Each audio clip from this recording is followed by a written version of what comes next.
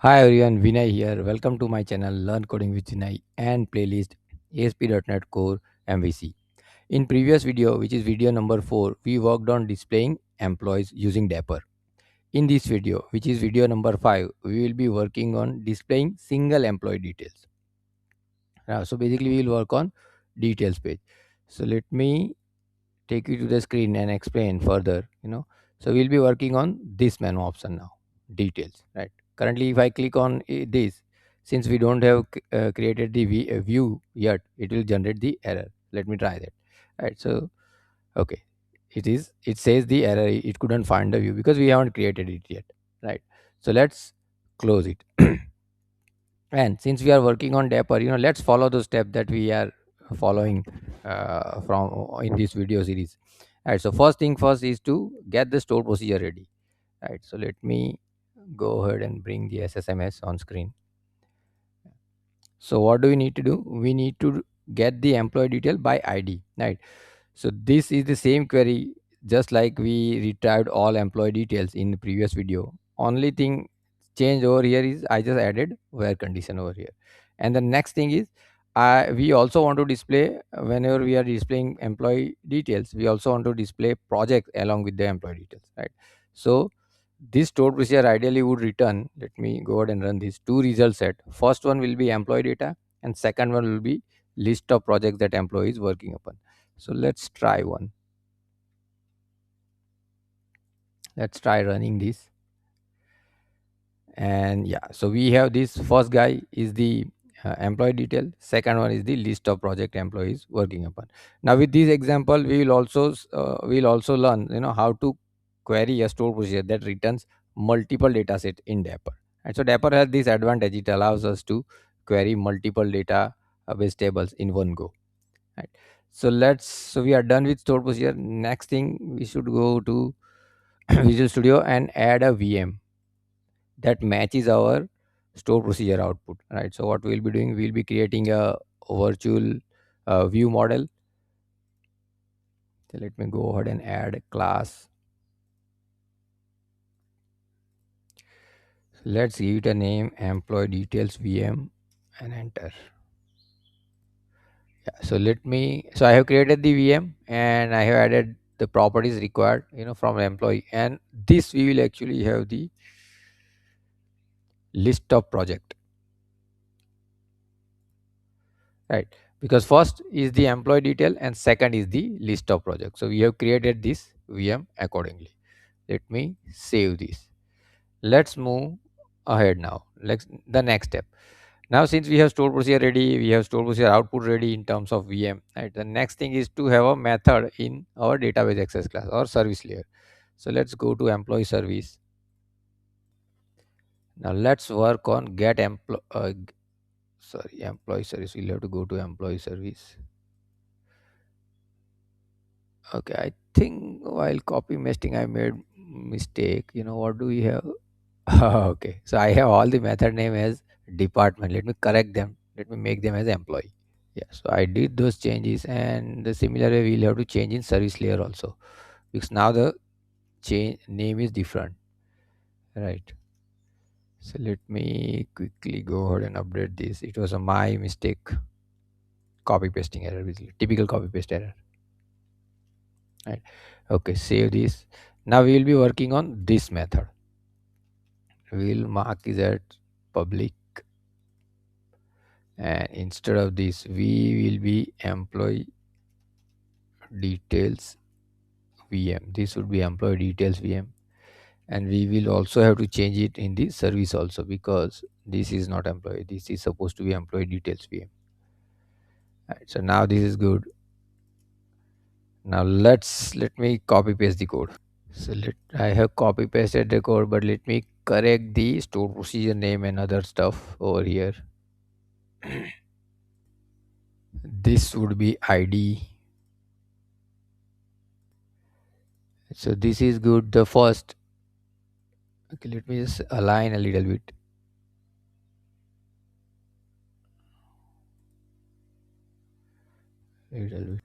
And let's also make it consistent with the department service. So rather than passing this new id, we should have the parameters in, and over here we should pass the parameters. Right, so this is good. Let me align this a little. Really, this should go a little inside. Okay. Now, let me explain what we are doing over here. So first, very simple, we are just executing the store procedure, right? Now, Dapper has this night feature that we can, query multiple data set in a single database collection, right? Connection. So over here, we can, what we are doing, if you remember in the store procedure, we are having two result set. First is the employee detail and second is the project detail. And that's what exactly we are doing. Here we are using query multiple, right? So results this actually results in a multiple data set, right? And out of it we are reading one by one. The first one is employee details and the second one is the project, right? And we are returning that ultimately employee, right? So our database access code, basically service code, is ready. So let me save this, close this. Let's open one by one only whatever is needed. Right. Now the next step is to that method is created. Next step is to use it in controller, right? So let's go to our employee controller. Let me open up, go to detail section, right? And let me bring the code for querying it. So let me take this code, let me put it down over here, and it's quite simple. It's not get details, actually get, or do we have employee service, right? Dot get. Let's wait for the intelligence to come,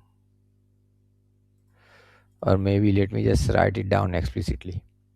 Sometime it troubles not giving intelligence.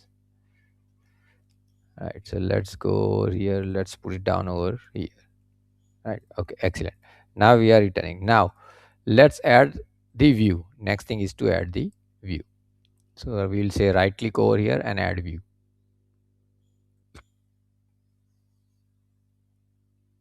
We'll choose the second option from here, say add. From the templates we'll take details, and for the model class we'll not take employee, we will take employee details VM. Okay, add. Let's wait. Right. So view has been generated. Let's see what it has generated. It has given us lot of data, and it has only generated the employee details, not project details. But let's see, let's try to run this and see what do we see now. Let's go ahead and run this. Yeah, let's go to employees. Let's go to details of first employee. Oh, it resulted in error. Let's see what's wrong over here. I guess we missed to add details link. Let me stop this. Let me open the uh, index page over here, employee index, right? And let's see.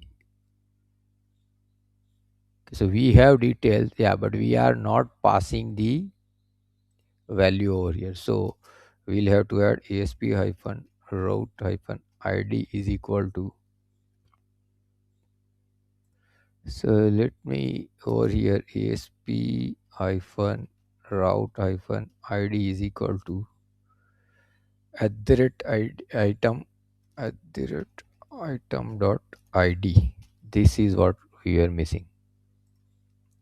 It should be id. So let me also add this at other places also, because we will require that also when we work on those screen, edit and delete, right? So this is in good place. Let's run this and see. Let's go to employees.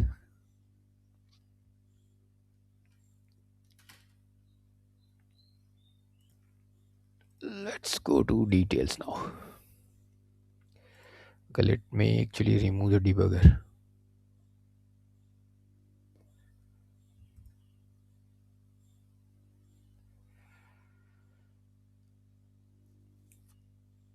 Okay, excellent. So we have the employee details displayed over here, right? ID, name, everything, department, developer.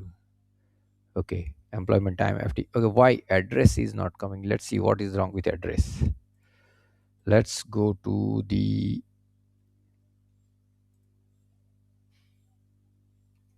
okay, so address was missing from the query itself. So let me write it down. Address. Let me remove this. Okay, let's go to quickly over here, refresh this and see. Excellent. Bangalore, India. Now the next thing we want to do is improve the design a little bit, and let's have the projects over here, project listed over here, right? So for that we'll have to go to the details view. Let me save this. Let me go to details view. Let let's mark this as employee details. Employee details. Then remove this from here and take this HR over here, and let's use the bootstrap grid again to organize our content. So what we'll be doing, we'll have this class is equal to row. In that we'll be adding two division for the column. Class as is equal to call, and let's say call md6 this guy, and let's take the other also same. And in this let's add this entire DL. Control X. Let me put it down over here, and let me see where this is completing. We might have one extra div. Okay, that we'll have to remove. Let's say Control KD. If it is aligned, I think we'll have to remove this also. Control KD. Right. Control save. Let's see how does it look like now. Okay, so I think it is yet to loaded. Let's wait. Okay, so it has loaded. Now we can see the details in one column, and we will put down this in other column, right? Now this is getting overlapped, yeah, because employee type name is actually a little longer one. Let's change it to display for let's make it employee type. Also employee details looks very big. Instead of H, or we'll take H4. Save. Okay, now this looks good, and over here somewhere we'll display the project details. So that will go in this second div we already have created, right? So I have copy pasted the code over here. Control S. Let me save this. And what we did over here is, we are putting down these projects. We are making loop of our project entity which is there in model, and then we are just displaying the project name over here. If there are no project associated, then it says no projects assigned. Let's say if this looks good now. Okay, so this looks good, the projects, ERP and CRM. Again, let me project, yeah, H4 is I think good enough, right? So this looks good, this guy looks good. Now let's change this button actually. So let's do this change quickly. So instead of this, let's have this anchor tag. At what we'll have edit over here. We will say class is equal to btn hyphen primary, and again asp action, we will say edit, and the parameter we want to pass is asp hyphen route hyphen id is equal to @model dot id. And so this edit button is ready. So let's remove this, we don't need this, and this will remain the same.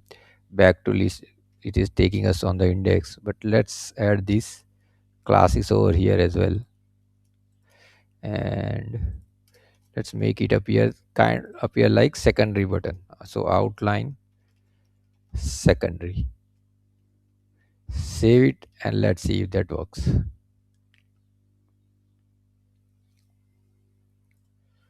Okay, let's go to employees. I had to rerun the project, it stopped in between.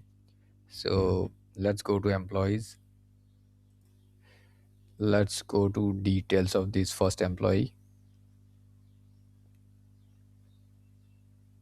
Right.